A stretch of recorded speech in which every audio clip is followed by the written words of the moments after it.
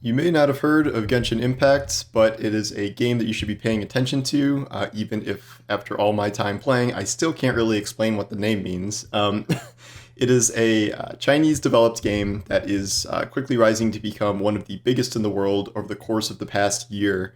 A tremendous amount of development time has gone into it. It initially looked like a kind of rip-off of Breath of the Wild, a Nintendo Zelda game, and yet when it was actually released, it was far better than anyone was anticipating. It offers a tremendous amount of content for free, although it is monetized by a somewhat controversial gacha model in which players gamble for better characters, better weapons, things like that. They can spend anywhere from hundreds to thousands of dollars on that, even though it's technically optional. Genshin has been kind of existing in its own little comfortable space, making billions of dollars from these kinds of transactions, creating its own stable of characters with its kind of in-universe lore. But this week, they have shown that they are willing to expand beyond that and get into a game that kind of we've seen from places like Fortnite or Nintendo Smash Brothers, full of guest characters. And this could be both a potential new revenue stream for them and also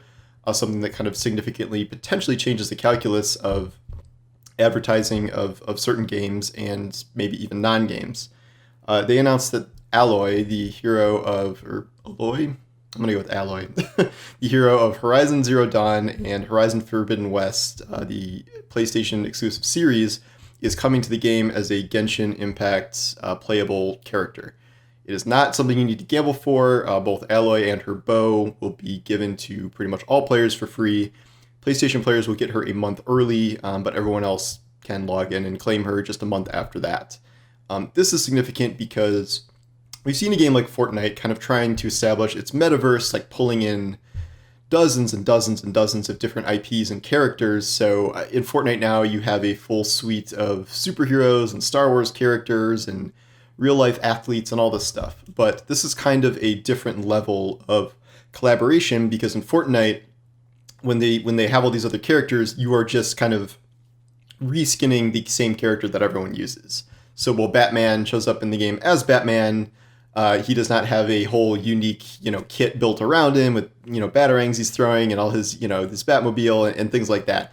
It is just Batman who would use any weapons or abilities that anyone else in the game can use. He just looks like Batman.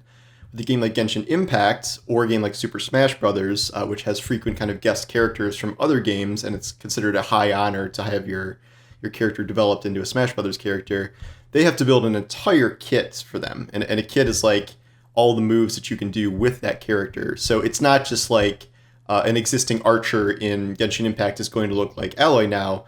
They are building a dedicated Aloy character that people are going to get to use for free.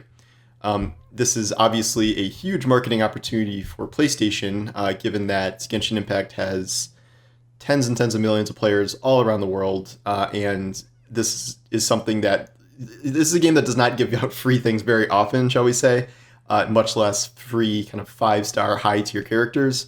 So this is a kind of new form of advertising on a level that we haven't really seen before, both for this game and really for PlayStation. PlayStation also did have an Aloy Horizon Zero Dawn Fortnite skin a couple months ago, but again, it kind of gets lost in a wash of a bunch of other skins because, we see new kind of licensed skins coming to Fortnite every other week or so.